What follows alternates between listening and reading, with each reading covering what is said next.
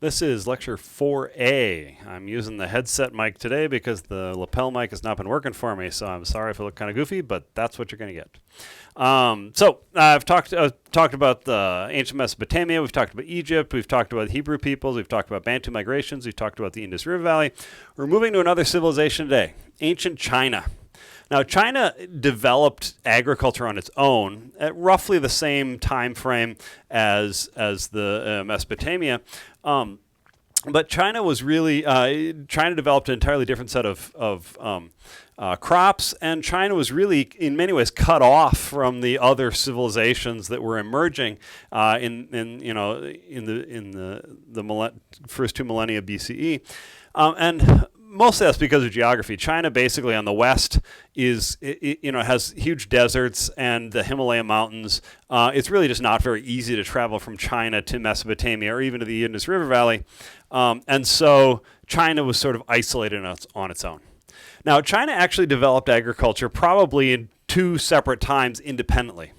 And the reason we say that is because China developed 2 different zones of agriculture. China's a very big country, and it has a lot of climate zones in it. And so in the north of China, it's got wide open prairies, it's got very flat land, it's got hot, dry summers and cold winters. It's sort of like the American Great Plains in terms of climate. Southern China, on the other hand, is sort of like the American South. It's actually even farther south. It's tropical. It's got a lot of rainfall. It's wet. It's hot. And so because of that, you really needed 2 different types of agriculture to develop in China if you're going to take advantage of those 2 climates. So in the north of China, well, actually, I should mention one other thing. China actually has two major river systems. They're the Yellow and the Yangtze rivers. And these 2 correspond to 2 different climate zones. So in the north of China, you have the Yellow River, or the Wang Ho as it's called in Chinese.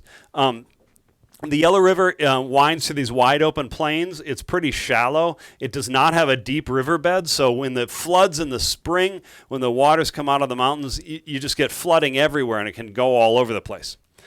Now, in the Yellow River Valley, it's suitable for wheat cultivation or for millet cultivation, and China developed both of those. And in fact, there's enough rainfall in the summer, you don't really need to use irrigation to grow crops in the north of China.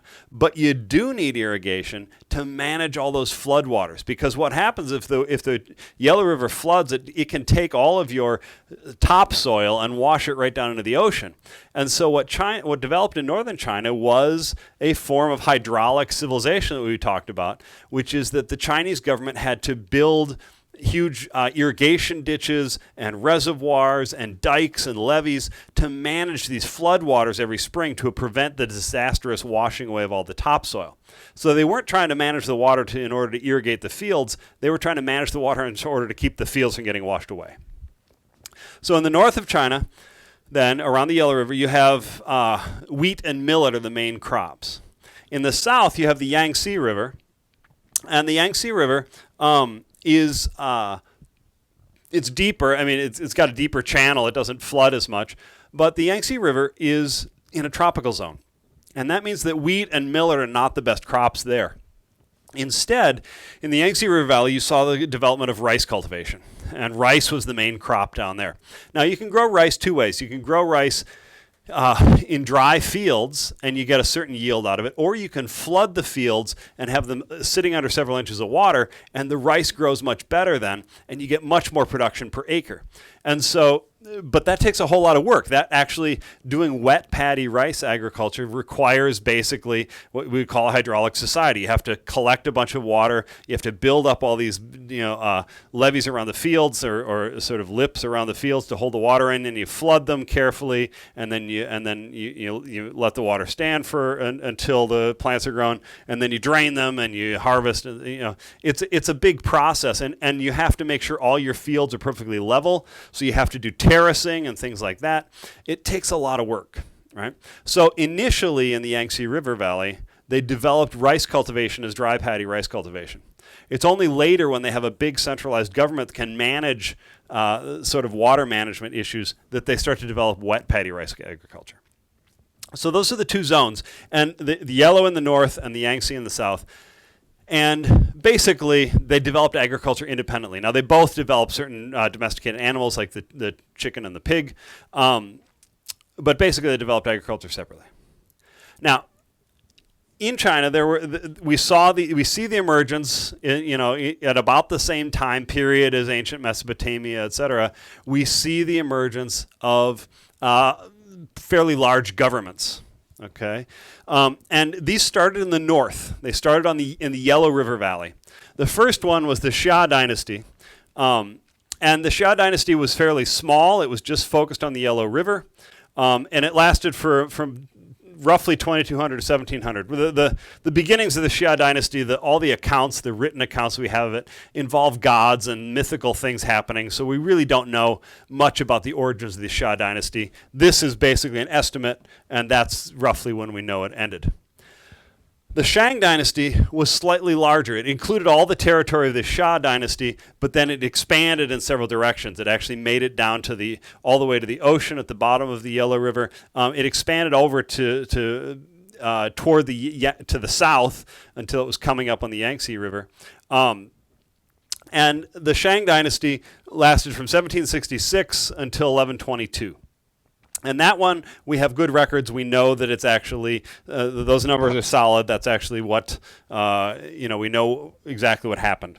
In 1122, the Shang dynasty was made up of a bunch of little kingdoms gathered together under one big central government as an empire. In 1122, one of those kingdoms, the Zhou, had gotten powerful enough that they actually toppled the Shang dynasty. They knocked it off.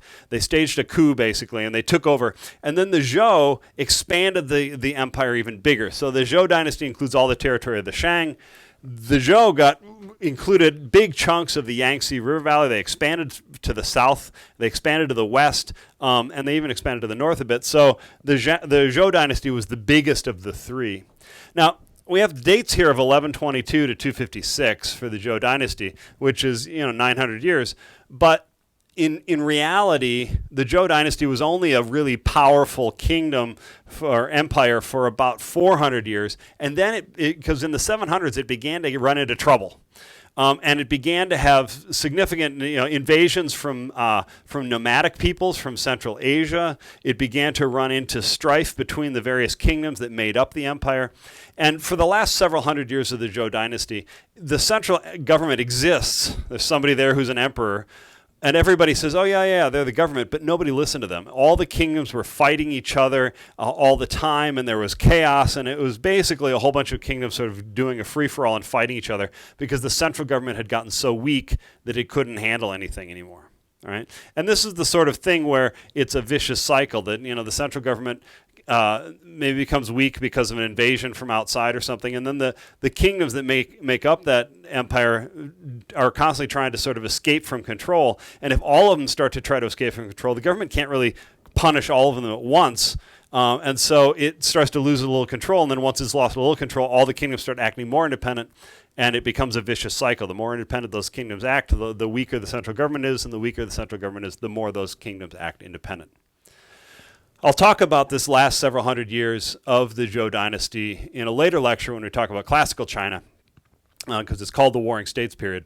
But for right now, I'll just leave those dynasties there, and I want to talk just a little bit about Chinese culture. Now, we've come across a number of religions so far. We've got the Hebrew monotheism, Judaism developing. We've got we've talked about the sort of multiple gods in ancient Sumeria. And we've talked about Bantu religion and Egypt, etc. We're going to see a new type of religion here in China.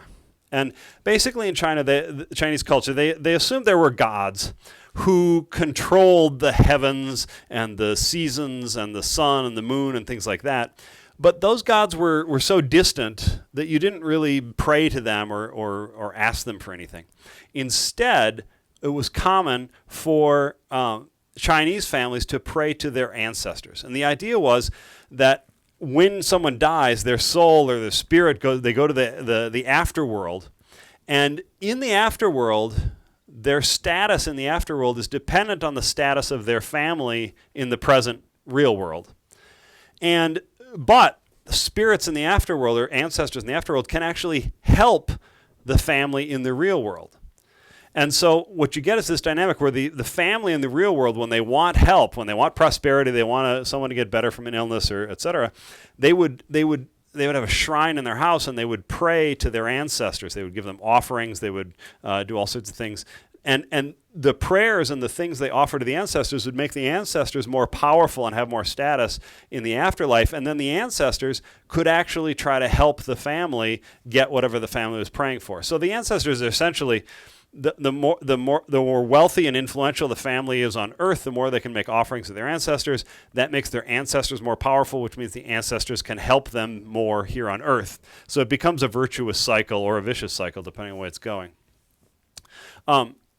Now, that means that you don't really ask the gods for anything. You ask your ancestors. And one of the things that emerges from China then is that there's a whole industry about figuring out what's going to happen, because the gods won't tell you and the gods won't help you. But the gods are in charge of everything. So they developed something called oracle bones, which is this idea that you would take a bone of a cow or a sheep or a pig or something, and you would write a question on it. And then you would put it in a fire, heat it up super hot, and it would crack. And then you would read the cracks to try to figure out what the answer to the question was. And there were people whose whole job was to read oracle bones. And these are interesting for a couple of reasons. One is we still have a lot of them. There's several, we have oracle bones that are 4,000 years old. So they're interesting historical artifacts. But they're also interesting because they're some of the first examples of Chinese writing. Now, Chinese writing was different than a lot of the other writing systems that we've encountered already. If you think about English, for instance, in English, it's an alphabetical system, right? We have an alphabet, and each letter in the alphabet, roughly, represents a sound, right? B is B, and D is D, and J is J, right? And so the written language in English is based on the spoken language. And because basically what happens is that the written language in English just represents all the sounds of the spoken language. And so as you're reading it, you're translating those symbols into the sounds that you hear when you're speaking the language, right? So when you read the word department, you're taking those sounds and translating into the spoken word department. Right, and you don't actually have to do that in your head, but that's the way the system works, is that the written language corresponds to the spoken language. In China, it didn't develop that way, and the oracle bones are the first signs of this. Initially, on the oracle bones, they were writing very sort of stylized. The questions were a series of pictures. This picture representing a turtle, or this picture representing a hawk, or whatever. And over time, those pictures became sort of stylized and standardized, and they became characters. And so this picture of a turtle would eventually become the character for the word turtle, right? Or the word king, or the word battle, or something like that. But what's interesting about these is that these pictures, because they didn't develop from the spoken language, each character represents an idea, not the spoken word that is that idea. And so the character turtle has nothing to do with the pronunciation of the word turtle. The character for king has nothing to do with the pronunciation of the word for king, right? And this has advantages and disadvantages, right? And it developed into obviously a very complex writing system, and the Chinese writing system is one of the oldest in the world. The advantage for this is that when the governments in China expanded, the Xia, the Shang, the Zhou, and then later, the Han and the Tang and the Song, etc. When they conquered people who didn't speak Han Chinese, or Mandarin as it later evolved, they could still use their writing system, because the writing system has nothing to do with the spoken language. It just has to do with ideas. And so if a Chinese speaker says, okay, here's the word for king, and I would say it this way, he can write the character for king and hand it to somebody who speaks Arabic, and if the Arabic speaker knows that's the symbol for king, they can say, yeah, that means king, and they can say it in Arabic. So because of the writing system represents the ideas, not the spoken words, in a sense, it doesn't matter what language you're reading Chinese in, because it's not in a spoken language, right? And to think of it this way, in English, the word for a dog is dog, and in German, it's Hund, and in French, it's chien, right? And if you write German is an alphabetic language, so Hund is spelled H-U-N-D, and a German speaker is going to say, H is U is N is N, and D is D, and same thing with dog. You'd sound it out. It's based on the spoken language. So if you show the word dog to a French speaker, they know the D spells D and G makes a G sound, but they don't know what dog as a sound means, right? They understand chien. And then if you show the word chien to an English speaker, they're going to say, chien, that doesn't mean anything to me, right? But if you showed them, if they all could read Chinese characters, if English and French both use Chinese characters, the character for dog has nothing to do with either chien or dog. And so somebody can read that character and go, oh yeah, that's dog. And another person can read the same character and go, oh yeah, that's chien. And another person can read it and go, oh, that's Hund. And so the writing system allows people who essentially speak different languages to write in one language. This was a huge advantage for China in unifying and remaining unified. But there's a disadvantage, and the disadvantage is, let me compare it to an alphabetic system again. When you're a kid, you learn your language. You learn the spoken language by just talking to your parents and stuff. You learn the words for everything without even trying, right? But then when you go to learn how to read and write, with an alphabetic system, they sit down and you learn the alphabet, A, B, C, D, E, F, G, etc. And it doesn't take very long to learn 26 letters of the alphabet, and then you can start to sound out words. It's pretty easy to figure out how to learn to read in an alphabetical system because you just have to learn the 26 sounds, or there's actually like 32 in English with CH and SH and whatever. But essentially, you just learn the symbols for the sounds, and then you can sound out words, right? You can say, oh, dog, that's dog. I know dog. In Chinese, it's different because each word does not correspond to the spoken language. It just represents an idea, and because each character is all by itself a word or an idea, you have to learn thousands and thousands of characters to learn how to read, and you can't sound out words because there's nothing in the word that corresponds to the spoken language, right? So it requires a much greater investment to learn how to read and write, a much greater investment in time. But it has advantages also in that people who speak multiple languages can use it, right? The last thing I want to talk about is this idea of the mandate of heaven. In China, I mentioned that the Shang dynasty was toppled by the Zhou, and the Zhou basically had to justify why they could knock off their own government and take over, and they need an explanation for why they could do that. Well, the Zhou came up with this idea called the mandate of heaven. And the mandate of heaven is pretty simple. Basically, the idea is that the gods want the universe to be orderly. They want everything to function in an orderly manner. And so the gods select one human being and they give them the mandate of heaven, which is basically heaven's blessing to rule the kingdom. And so a king is the king because the gods chose him and gave him the mandate of heaven. But the catch is, to keep the mandate of heaven, a king has to maintain an orderly kingdom. He has to live a moral life himself. He has to enforce morality on other people. He has to maintain the laws. He has to help build a prosperous society. He has to do all the right things to keep the mandate of heaven. And if he doesn't, he can lose the mandate of heaven. The gods can take it back. And what happens then is that the gods will offer him protection when he has the mandate of heaven, but if he loses the mandate of heaven, he loses the protection of the gods, and then, not to put too fine a point on it, all hell breaks loose. And so, in theory, if a king is doing everything right, he will always have the mandate of the mandate of heaven. But if he starts to do immoral things himself, like he drinks too much or he murders somebody or something like that, or if he stops enforcing the laws, or if he allows immoral things to happen, the gods might take the mandate of heaven back. And in practical terms, what that means is that bad things start happening. And when the gods take the mandate of heaven back, it might mean that you get invaded by an outside enemy. It might mean that you have a drought or a flood or an earthquake or a really hard winter. Who knows? But basically, any sort of catastrophic thing, especially from the natural world, can be interpreted as the king has lost the mandate of heaven. So the mandate of heaven is a double-edged sword. On the one hand, it gives you a justification for why you're king. If you're king, the gods wanted you to be king. But on the other hand, it makes it easier for people to rebel. If bad things happen, you can lose the mandate of heaven.